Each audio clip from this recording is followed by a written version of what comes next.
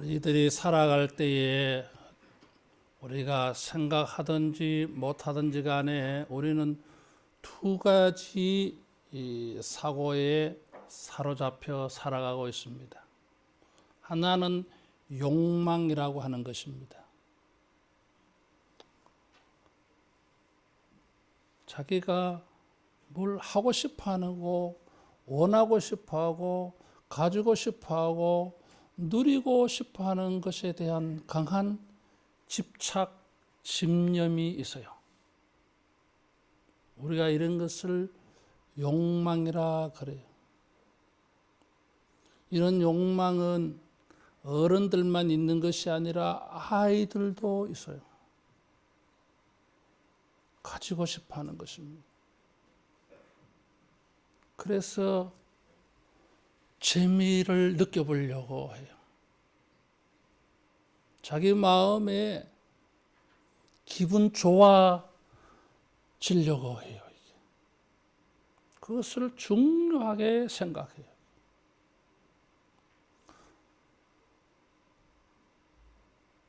또 다른 하나는 이런 욕망이 있다고 하는 것은 무엇을 반대로 반증하여 주느냐 하면 자기의 삶이 고통에 있다고 하는 사실이에요.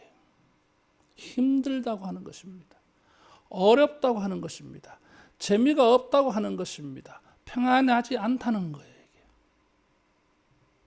그래서 이 고통의 문제를 가지고 우리가 살아가요.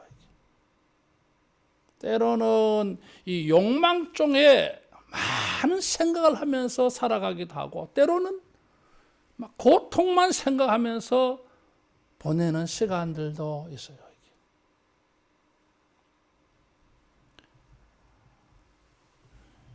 이런 욕망과 인간의 고통을 사람들은 저마다 해결하려고 합니다. 자기 나름대로 방식을 만들어요. 어떤 사람들은 인류의 공통적인 방법들을 가만히 보면 어떤 사람들은 미신으로 행해요. 미신적이야.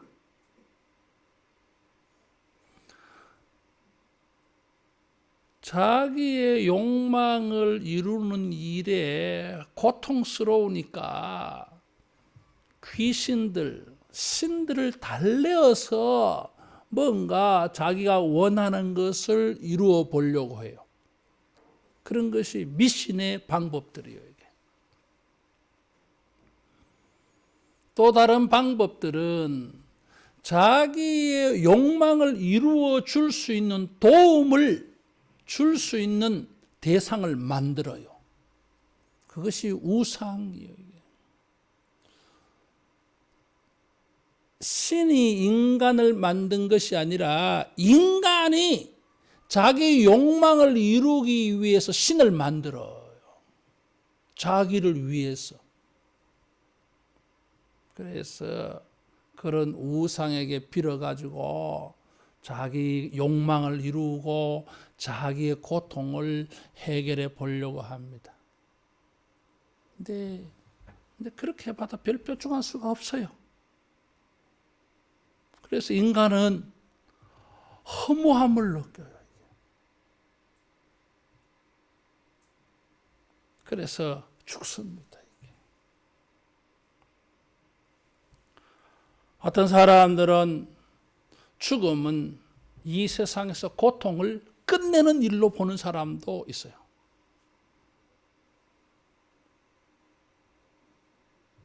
죽으면 아무것도 느끼지 못하니까 죽는 것이 상책이라고 생각하는 사람들도 있어요. 그래서 심지어 자살하는 사람들도 있어요. 성경은 이 모든 것이 잘못됐다고 가르쳐요. 자기의 욕망을 따라 사는 것도 결국은 인생이 허무함을 만나게 될 것이고 그 욕망을 이루는 일에 고통을 느낄 때에 고통을 해결하는 방법도 잘못됐다는 거예요. 죽는다고 해서 고통이 없어지는 것이 아니라 더 영원한 지옥 형벌 고통이 기다리고 있어요. 살아서는 죽음의 세계를 모르니까 없다고 하는데 성경은 그렇지 않다고 가르치고 있어요. 따라하겠습니다. 성경에서 답을 찾자. 성경에서 답을 찾아야 됩니다. 이런 모든 생각을 다 가지고 있는 하나의 도시가 있었는데 그것이 바로 아덴. 우리는 이 도시를 아테네라 그래요. 이게. 고대 그리스의 도시 국가입니다. 민주주의가 꽃피운 도시 국가였어요. 민주주의의 발상지라 그래. 사도 바울이 전도할 이 당시에 이 아테네는 로마 그리고 알렉산드리아 이 두 도시와 더불어서 세계 3대 도시에 해당되는 큰 도시였어요. 지구상에 있어서 최고의 도시 중에 하나였어요. 3대 도시 중에 하나예요. 인류 문명의 발생지로 우리가 배워왔어요. 로마가 이 아테네를 정복하였음에도 불구하고 아테네가 가지고 있는 학문과 철학을, 문화를 아주 높이 평가해서 로마가 이 그리스의 신화를 그대로 로마 신화로 뺏겨갔어요. 그 정도로 로마조차도 부러워한 도시가 아테네였습니다.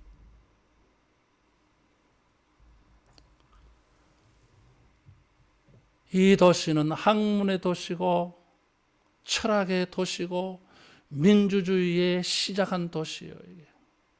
인류 문화에 인류의 정신세계에 엄청난 영향을 끼친 도시가 이 아테네. 이 아테네의 이런 잔상 흔적들 영향이 지금도 우리가 가지고 있어요. 서울특별시도 이런 모습을 그대로 가지고 있어요.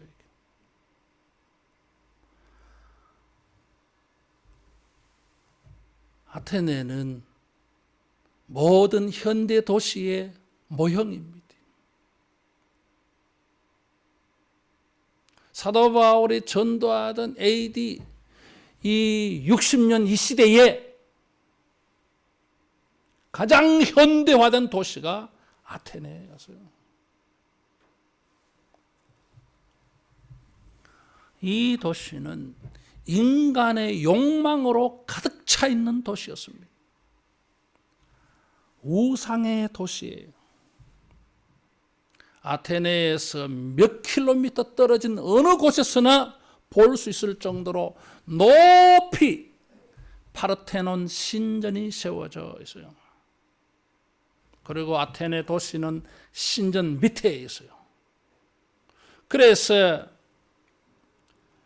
아테네는 마치 신들의 지배에 있는 도시로 이렇게 외관상 보입니다.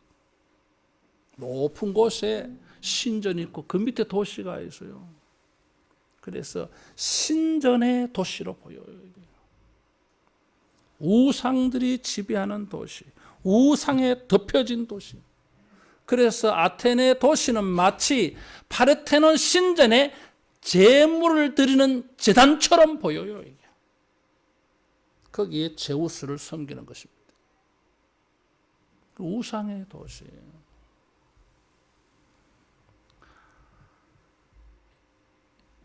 아테네라는 말 자체가 우상의 이름입니다. 제우스의 외동딸의 이름이에요. 이게.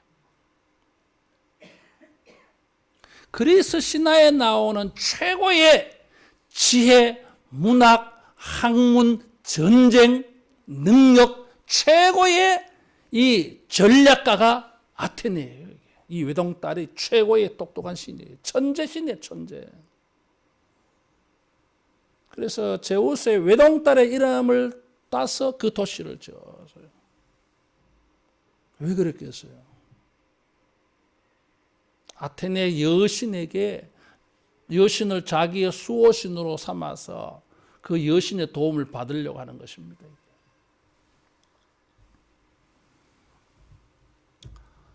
많은 우상들이 있었어요. 돈과 부의 상징인 마몬을 섬겼어요. 이게. 술과 마약의 우상 바카스, 우리 드링크 바카스 있잖아요.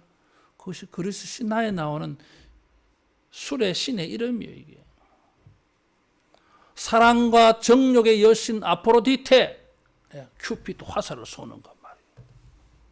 사랑과 정욕의 여신이에요. 정치와 전쟁의 신 마르스, 힘과 건강의 우상 헤라클레스, 뭐 이런 신화에 나오는 각가지 신들을 섬기는 도시. 이 우상이 뭘 보여줘요? 인간의 욕망을 보여줘요. 어떤 사람은 지혜, 학문을 굉장히 사랑해. 그래서 아주 지혜와 학문에서 최고가 되고 싶어. 이런 욕망이 있어. 이런 욕망을 표출해주고 보여주는 것이 아테네. 어떤 사람은 돈에 대한, 부에 대한 욕망이 아주 강해. 그래서 이런 사람들은 마몬이라고 하는 우상을 가지고 있는 거예요. 어떤 사람은 사랑해, 어떤 사람은 술이라고 하는 것에 인생의 쾌락에 대해서, 육체의 즐거움에 대해서 아주 욕망이 강해. 이런 욕망들을 우상으로 다 표현해 놓고 자기의 욕망을 이루려고 하는 도시의 사람들이 아테네의 사람. 고대 아테네 도시의 사람만 그렇겠습니까? 오늘 우리들도 그렇잖아요. 사람들마다 저마다 자기 마음으로 강하게 욕망을 삼고 강한 집착을 보이는 것들이 가슴에 하나씩 다 있어요. 이게. 왜 사느냐고 물으면은 자기의 욕망을 이루기 위하여 그 사람들은 살아가고 있습니다. 사도 바울은 이런 것을 보면서 붕괴했어요. 인간의 욕망을 이루기 위해서 신이 인간을 만든 것이 아니라 인간의 신을 만들어 놓고 자기를 위해서 거기에 빌고 거기에 제사를 지내면서 자기의 욕망을 이루어보고 싶어하는 것을 볼 때 분개가 일어났어요. 분노가 일어났어요. 왜 이렇게 어리석게 살고 있느냐 그 말이요. 왜 잘못 살고 있느냐 그 말이요. 따라하겠습니다. 마음의 소원을 이루시는 이는 예수님이시다. 우리 마음의 소원을 이루어 주시는 분은 예수님이에요. 이게. 우리로 하여금 올바른 것을 소원하게 하고 가장 선한 것을 소망하게 하시고 그것을 이루어 주시는 분이 예수님이에요. 그것을 알지를 못하고 어리석고 미련하게 자기의 욕망을 따라서 그렇게 이루어 보려고 살다가 욕망을 이루지 못하고 고통스럽게 죽어가잖아요. 그래서 분한 마음이 일어나는 거예요. 왜 이렇게 삽니까? 왜 그렇게 삽니까? 그거 올바른 방법이 아닙니다. 죽었다가 다시 살아나신 예수님이 우리의 삶의 진정한 소원을 이루어 주시고 우리의 삶의 진짜 소원이 무엇인지를 알게 해주시고 그것을 이루어 주시는 분이십니다. 여러분, 아테네의 어리석은 사람들처럼 살지 말고 예수님을 믿고 예수님 안에서 삶의 진정한 소원을 찾고 그것을 해결하는 우리 모두 되기를 축원합니다.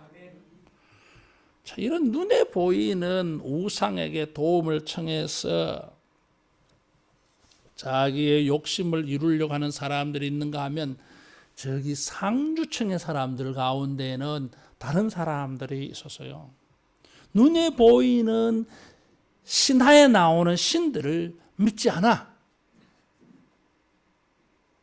자기들이 그렇게 많은 우상의 신전들을 만들어 놓고 자기 도시 위에 파르테논 신전을 만들어 놓고 수많은 신들을 숭배하고 제사를 드리면서 자기의 욕망을 이루어 보려고 하는데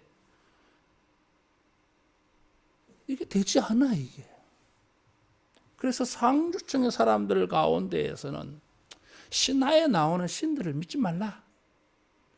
신들은 우리 인간에게 너무 멀리 떨어져 있어서 우리에게 아무런 도움을 주지 않는다. 그리고 신들은 신들 자기들에게만 관심이 있지 인간에게는 아무 관심을 기울이지 않는다. 그래서 신들에게 뭐 욕망을 이루려고 하지 말고 네 스스로 그것을 해결해라 이런 거예요. 그런 사람들이 바로 이 에피쿠로스라고 하는 사람들이에요. 이 사람들은 신에 대해서 생각하는 게 자기와 관계없다 생각했어요. 그리고 그러면 인간은 뭐냐? 우리가 학교 다닐 때 원자라는 거 배웠잖아. 원자, 원소. 인간은 이 원자로 만들어졌다는 거예요. 이게. 육체라고 하는 원자도 있고 영혼도 원자예요. 물질로 봤어요. 왜냐하면 사람이 죽으니까 썩고 없어지는 것 같아. 그래서 물질이기 때문에 없어진다는 거예요. 이게. 그래서 인간의 이 영혼도 물질로 봐요. 이게. 그래서 이 사람이 죽으면 몸이 이렇게 분해되어서 흙으로 돌아가잖아요. 그것처럼 영혼도 사람이 죽으면 몸도 분해되고 영혼도 분해돼. 그래서 사라진다는 거예요. 그리고 이 분해가 되어지면 아무것도 느끼지를 못해. 감각하지를 못해. 우리가 이 분해가 안 되니까 뭐 느낀다는 거예요, 이게.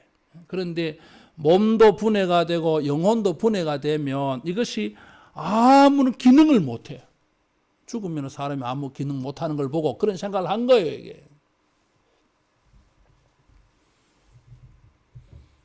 그래서 이 사람들은 죽음은 겁나지 않았어. 왜? 죽음은 느끼지 못하는 거니까. 살아있어서 내가 고통을 겪는 것이지 죽으면 내가 아무것도 겪지 못해. 그래서 끝나. 그래서 죽음은 아무것도 아니라고 생각했어요. 그리고 죽고 난 다음에는 고통도 없다고 생각했어. 살아있을 때만 고통이 있어. 그래서 이 사람은 내세를 믿지 않아요. 그래서 이 사람들은 뭐예요? 죽으면 모든 것이 끝난다고 생각하니까 중요한 것은 뭐예요? 살아있는 게 중요해. 그러면 살아있는 동안에 뭘 하며 살아야 되겠어요? 육체도 영혼도 평안한 삶을 사는 게 행복이야.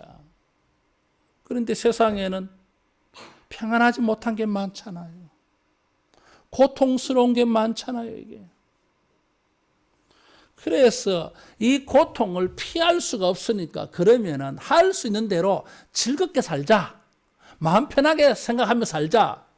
그래서 정신적인 쾌락, 정신적인 즐거움, 정신적인 재미를 가장 중요하게 생각했어. 죽으면 끝나는데 살아있는 동안에는 어차피 고통을 피할 수가 없어요, 이게. 그렇다면은 고통이 되더라도 마음은 즐겁게, 즐거운 생각하며 살자. 이것이 이 사람들의 사고방식이었어요. 현대인들도 이런 사람 많습니다, 여러분. 어차피 피할 수 없는 거 즐겁게 살자, 그만. 즐겁게 생각하자. 좋게 생각하자. 이건 고통을 외면하는 것입니다. 그렇다고 해서 고통이 사라지는 게 아니에요. 자기 생각을 그렇게 하고 있을 뿐이야, 이게. 그래서 이 사람들은 고통이 없는 즐거운 인생을 최고로 생각해요. 그게 행복이라고 생각해요. 여러분, 그렇다고 해서 이 사람들이 행복해지는 게 아니잖아요. 체면을 걸고 세뇌를 하고 자기 마음속으로 마인드 컨트롤 하면서 이건 좋은 거야, 좋은 거야, 좋은 거야. 자기를 속이는 것입니다. 우리 자신도 모르게 에피쿠로스 학파 사람들처럼 우리는 살아가고 있어요. 이게. 죽고 난 다음에 나는 모르겠어. 사는 날 동안에 잘 살자. 영원한 것을 생각하지 않고 영혼이 어떻게 되는 것도 생각하지 않고 사는 날 동안에 재밌게 즐거운 것이라면 다 하며 살자. 그래서 비윤리적이고 비도덕적으로 살아버려요. 이게. 쾌락적으로 살아버려요. 이게.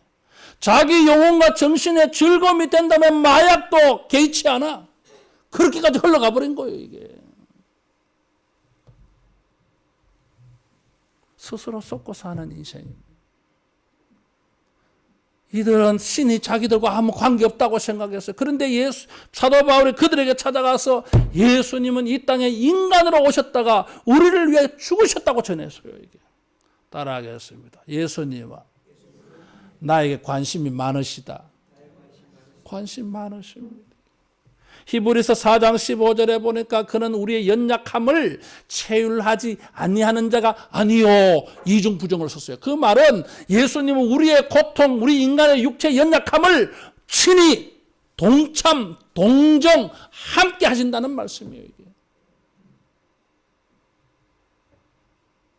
십자가의 고통까지 신이신 예수님께서 우리의 죽음까지도 함께 겪어주셨어요. 이게. 따라하겠습니다. 주님 나와 함께 하신다. 주님은 우리의 모든 고통을 함께 해주십니다. 보라, 세상 끝날까지 내가 너희와 항상 함께 있으리라 그랬어요. 고통은 스스로 없다 아니다 즐겁게 살자고 한다고 해결되는 게 아닙니다. 여러분. 우리가 아무리 외면한다 할지라도 현실의 고통 그대로 남아 있습니다. 주님은 우리와 함께 하셔서 이런 인간의 고통 속에서 구원해 주셨어요. 죽음의 고통에서도 구원해 주셔서 그게 부활입니다. 괜히 인생은 마음먹기에 달렸다고 생각하고 내가 막 이런 마음 가지고 살면 된다고 생각하면 여러분 그렇게 살면 살수록 고통은 더 커집니다. 외면하고 외면했는데 어느 날 그게 큰 고통으로 내게 닥쳐와요. 이게. 거기서 탁 넘어집니다. 여러분. 따라하겠습니다. 마음 먹은 대로 되지 않는다. 마음 먹기에 달린 게 아닙니다. 여러분. 예수님께서 구하라 찾으라 두드리라 말씀하셨어요. 우리의 삶의 모든 고통과 소원하는 일을 가지고 우리 주님에게 내어놓고 주님 도와주세요. 주님의 도움을 구해서 우리 주님이 도와주시는 이런 인생으로 살아가기를 축원합니다. 또 다른 부류가 있었어요. 스토아 사람들. 에피쿠로스 사람들이 삶의 고통의 현실을 외면하고 마음먹기에 달렸다고 마음이 평안하면 되는 거다 그렇게 생각했는데 이 스토아 사람들은 그런다고 해서 고통이 사라지지 않는 걸 깨달았어요. 고통은 없다. 뜨거운 걸 만지면서 이건 차다. 손이 데이잖아 이게. 화상을 입잖아 이게. 괜찮다. 그러는데 자기도 모르게 자기 마음속에 슬픔에 깊은 상처가 생겨 있잖아요, 지금. 그게 어느 날 불쑥 나오잖아요, 이게. 그래서 이 사람들은, 고통은 외면해서 될 게 아니다.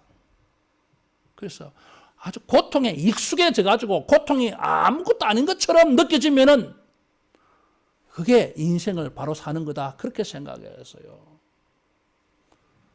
고통을 이렇게 처음 겪으니까, 불행을 처음 겪으니까 상처가 되는 거예요. 슬픔이 되는 거예요. 근데 자꾸 겪다가 보면 만성이 되어져 가지고 내성이 길러져서 별로 아무 문제가 안 되는 것처럼 보여. 맞아. 그럴 때가 많아요, 여러분. 그런데 그것도 진실이 아니에요. 그러는 가운데 무엇이 생깁니까? 깊은 상처가 생기잖아요. 이게. 패배주의에 빠져버리잖아요. 이게. 패배주의에 빠져버려요. 이게. 절망감에 빠져버려요. 이게.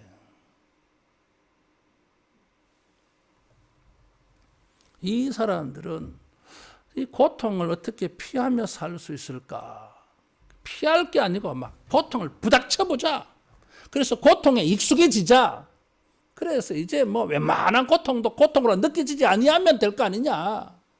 그래서 적극적으로 고통을 대처하기로 했어. 그래서 택한 방법이 고행이었어요. 금욕 생활하면서 절제 생활하면서 자기 육체를 일부러 괴롭게 만들어. 그래서 고통에 대해서 익숙해지게 만드는 거예요, 이게. 그래서 고통이 많은 세상 가운데에서 마음의 평안을 얻으려 해서요. 그래서 이 사람들은 고통을 직접적으로 부닥치려고 그렇게 살아갔던 거예요, 이게. 여러분, 피할 수 없는 고통을 운명으로 생각하고 이 사람들은 다 부닥치며 살아갔습니다. 그래서 이 사람들이 하다 안 되니까 자살을 해요, 이게. 왜? 이 사람들이 자살을 좋아해. 그래서 스토아 사람들은 자살을 많이 했어요, 이게. 왜냐하면 죽음도 겪어보자. 피하지 말고 두렵게 생각하지 말고 우리가 아예 죽어서 죽음을 이겨보자. 그렇게 죽어버린 거예요, 이게. 그 뭘 반증합니까? 삶의 고통을 끝내 벗어나지 못했다는 증거예요, 이게. 예수님께서 왜 십자가에 고난당했습니까? 우리가 우리의 이 고통에서 벗어날 수 없는 이런 우리 인생임을 알고 주님이 우리 고통을 대신 담당하셔서 우리를 고통에서 구원해 주시려고 대신 죽으신 것입니다. 그래서 우리는 이제 고통을 새롭게 봅니다, 이게. 따라하겠습니다. 하나님을 순종하는 일에 고난이 있다. 그래서 우리는 고통이라는 단어를 쓰지 않고 고난이라는 단어를 써버려요, 이게. 뉘앙스가 달라, 이게. 죄 때문에 당하는 고통이 아니라 신앙 때문에, 예배하기 때문에, 하나님을 믿는 믿음 때문에 우리가 이런 고통, 이 세상에서 이런 고통은 불가피하다. 그런데 우리는 이 고통을 영광으로 생각해버려요. 따라하겠습니다. 십자가가 있어야 영광이 있다. 그렇게 생각하는 거예요. 그래서 이 스토아 사람들은 욕망을 따라 그래 살지 말고 이 천하에 질서가 있어요. 그것을 로고스라 그래. 요한복음 1장 1절 말씀에 태초에 말씀이 계시니라. 그 말씀이 로고스라고 하는 단어예요, 이게. 이 세상에는 천지 만물이 자연스럽게 돌아가는 세상에는 또 이것이 뭐 꽃이 피고 지고 또 꽃이 피고 지고 이렇게 반복되는 어떤 이런 가만히 세상에 보니까 어떤 원칙이 있는 것 같아. 그래서 그 원칙을 이 사람들이 로고스라 그래. 현대인들은 이것을 이성이라 그래, 이게. 과거의 사람들은 자연의 법칙을 따라서 살아가면 된다. 그래서 고통이 올 때가 있고 그 다음에 기쁨이 올 때가 있다. 그래서 굳이 고통을 피하려고 생각하지 말고 겨울이 있으면 다음에 봄이 온다. 그럼 소망 가지고 살면 돼. 그래서 겨울을 두려워하지 말라. 고난을 두려워하지 말라. 고통을 불행을 어렵게 생각하지 말라. 조금 있으면 좋은 날이 온다. 이렇게 가르치면서 살아가라 그래서 이게. 그래서 자연의 법칙에 이성의 합리적인 생각을 가지고 살아가는 것이 제대로 사는 것이다. 그래서 따라하겠습니다. 세상은 하나님이 통치하신다. 하나님이 만드셔서 그렇게 변화 있게 만드셔서요. 이게. 자연적으로 사는 것이 인간이 아니에요. 이게. 자연 속에서 인간은 자연적으로 살아가는 것이 아니라 우리를 창조하신 하나님의 뜻을 따라 살아가야 할 줄로 믿습니다. 인간의 로고스, 이성을 따라 살아가는 것이 아니라 자연적 질서를 따라가는 것이 아니라 그런 자연적 질서를 만들고 이성을 주시고 사고방식을 주신 하나님을 따라서 살아가야 합니다. 그게 제대로 사는 것입니다. 그렇게 살지 못했을 때에 하나님은 우리에게 자연을 통해서 가르쳐 주셔서요, 이게. 하나님의 뜻을 따라 살지 못할 때에 인간에게는 이런 고통이 있는 것을 자연을 통해서 보여주신 거예요, 이게. 그런 고통을, 그런 죄로 말미암아 당하는 고통을 예수님이 다 담당하셔서 죽었다가 부활하셨어요, 이게. 따라하겠습니다. 부활이 있다. 우리가 원하는 삶이 부활의 삶이에요. 죽음과 고통의 삶으로 끝나는 것이 아니라 지금 이렇게 고통스럽고 힘들고 지치고 피곤하고 뭐 해봐도 잘 안 되고 미래도 잘 안 보이는 것 같아 보여도 이렇게 끝나는 인생 같아 보여도 죽었다가 부활하신 예수님 바라볼 때에 부활이 있어, 회복이 있어, 소성이 있어, 이게. 리바이벌이 있다는 거예요, 이게. 여러분, 우리가 어찌할 수 없는 운명으로 생각하고 뭐 좋을 때는 좋고 나쁠 때는 나쁘고 뭐 어찌할 수 없다. 우리가 뭐 이거 벗어날 수 없다. 그렇게 생각할 것이 아니라 죽으셨다가 부활하신 예수님이 우리의 삶에 이런 부활의 능력과 은혜와 변화를 주실 줄 믿고 예수님을 구하고 이런 부활의 은혜를 구하기를 축원합니다. 소원을 이루시는 분은 주님이십니다. 어찌할 수 없이 고통을 외면한다고 해서 또 고통을 많이 겪어서 고통을 피하는 인생이 아니에요. 모든 고통과 고난을 주님이 다 담당하시면서 우리로 하여금 고통을 새롭게 보게 해 주었어요. 고난을 통하여서 영광을 얻을 수 있도록 그 고난을 가지고 하나님을 순종하고 예수님 순종해서 고난이 영광이 되는 이런 부활이 있기를 축원합니다. 죽었다가 부활하신 예수님이 우리의 모든 죽어가는 것들, 어두워지는 것들을 바꿔주실 수 있는 유일한 분이십니다. 죽음에서 살아나신 것이 그 증거입니다. 부활하신 예수님에게 이 부활의 은혜를 우리가 구하고 우리가 매일매일